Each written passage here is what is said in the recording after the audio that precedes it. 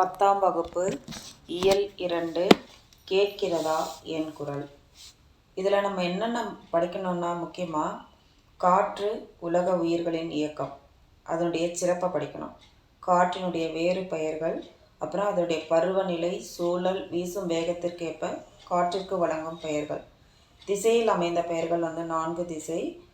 தமிழ் இலக்கியத்தில் காற்றுக்கு என்ன பெருமிடம் என்ன?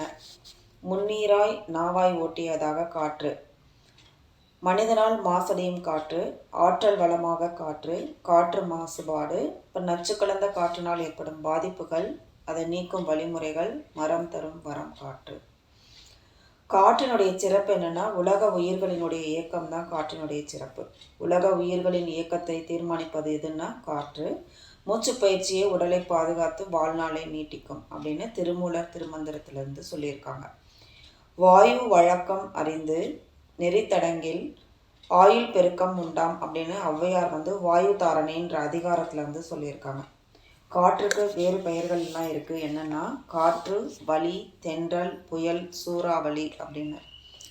தென்றல் காற்று, பூங்காற்று, கடல் காற்று, பனிக்காற்று, வாடைக்காற்று, பருவநிலை, சூழல், விசைவேகம், இதற்கேற்ப காற்றுக்கு வழங்கக்கூடிய வேறு பெயர்கள்லாம் என்னென்னு பார்த்தோம்னா, கடல் காற்று, பனிக்காற்று, வாடைக்காற்று, தென்றல் காற்று, பூங்காற்று, மேல் காற்று, கீழ்காற்று, மென்காற்று, இளந்தென்றல் காற்று, புழுதி காற்று, ஆடிக்காற்று, கடுங்காற்று, புயல் காற்று, பேய்காற்று, சுழல் காற்று, சூறாவளி காற்று அப்படின்னு சொல்லிட்டு இந்த மாதிரி பருவநிலை, சூழல், வீசும் வேகத்துக்கு ஏற்ற மாதிரி காற்றுக்கு பெயர்கள் இருக்குது.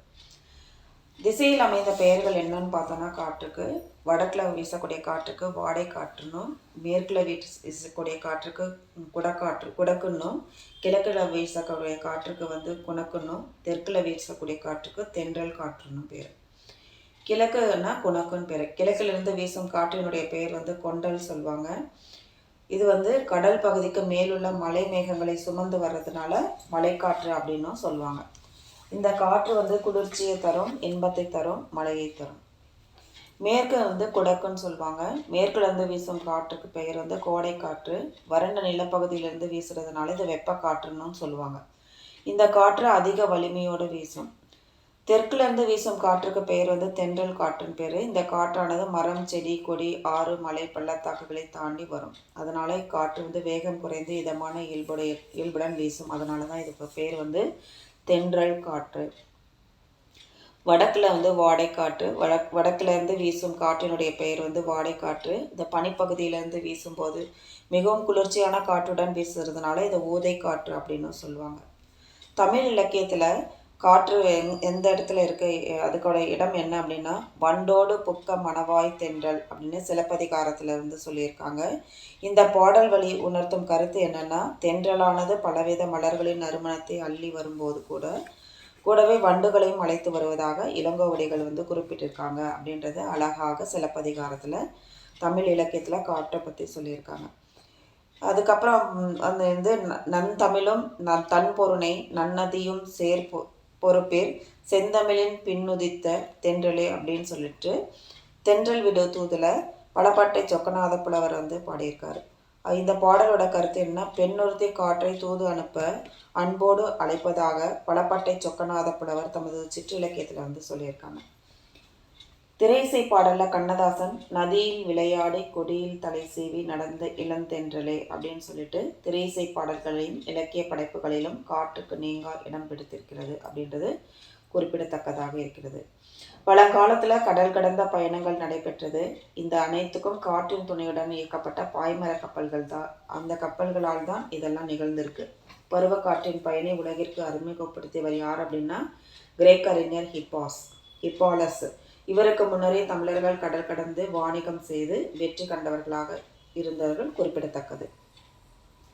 நளியிரு முன்னீர் நாவாய் ஓட்டி வழிதொழில் ஆண்ட உறவோன் மருக கலியல் யானை கரிகால் வளவ அப்படின்ற புறப்பாடல் மூலமாக இந்த கரிகால் பொருவளத்தானை சங்ககால பெண்பால் புலவரான வெண்ணி குயத்தியார் வழி என்று குறிப்பிட்டு சிறப்பு செய்திருக்கிறது குறிப்பிடத்தக்கதாக இருக்கிறது.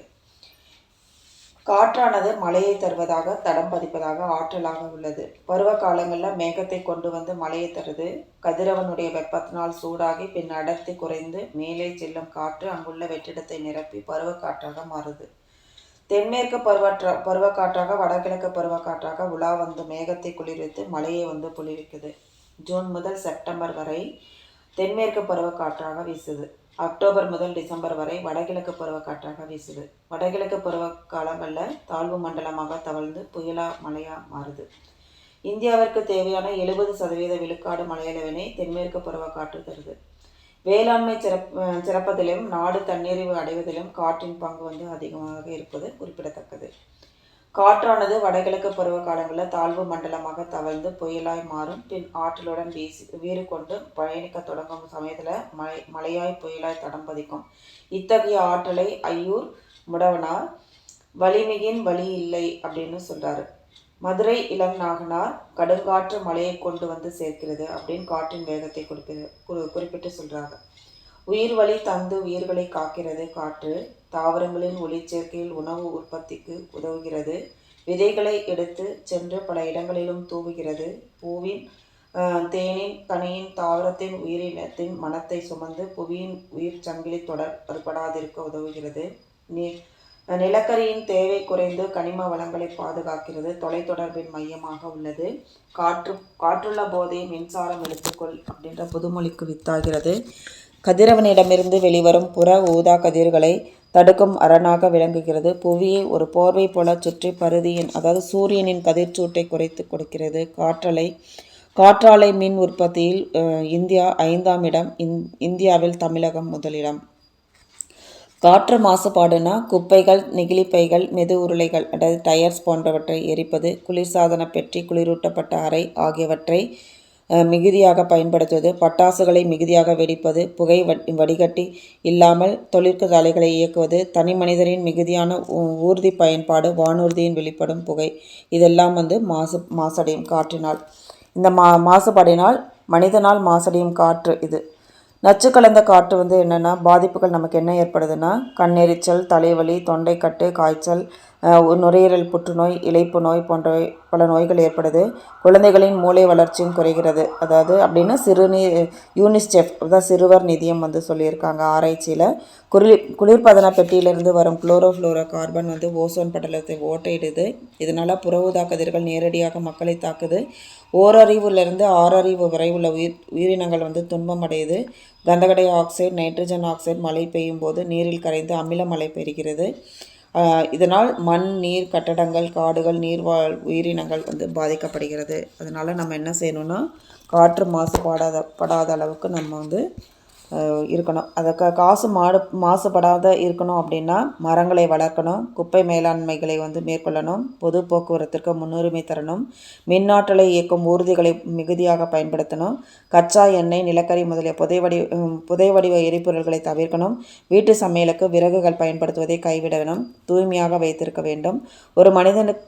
ஒரு மணித்துளிக்கு வந்து 12 முதல் 18 முறை மூச்சு காற்றை நாம் வெளிவிடும் கார்பன் டை ஆக்சைடு எடுத்துக்கொண்டு உயிர் வழி தரும் காற்றை வந்து நம்ம பேணி பாதுகாக்கணும். ஜூன் 15 உலக காற்று நாளாக கொண்டாடுவது மட்டும் இல்லாமல் ஒவ்வொரு நாளும் நம்ம வந்து காற்று நாளாக கொண்டாடணும். எதிர்கால நலனுக்காக நாம் வித்திடும் இந்த அச்சாரம் வந்து நமக்கு மிகவும் பயனுள்ளதாக இருக்கும். மரம் தரும் வரம் அப்படின்னா மரங்களை வந்து நடுவோம், குப்பை மேலாண்மையை மேற்கொள்வோம், பொது போக்குவரத்துக்கு முன்னுரிமை தருவோம், மின்னாற்றலை இயக்கும் ஊர்திகளை மிகுதியாக பயன்படுத்துவோம், கச்சா எண்ணெய், நிலக்கரி முதலிய புதை வடிவ பொருட்களை தவிர்த்து வீட்டு சமையலுக்கு விறகுகள் பயன்படுத்துவோம். ஜூன் 15 உலக காற்று நாளாக அன்று ஒரு நாள் மட்டும் கொண்டாடுவதோடு விட்டுவிடாமல் ஒவ்வொரு நாளும் கொண்டாடுவோம். மரம் தரும் வளமான காற்றை தூய்மையாக வைத்திருப்போம். நன்றி. வாழ்க வளமுடன்.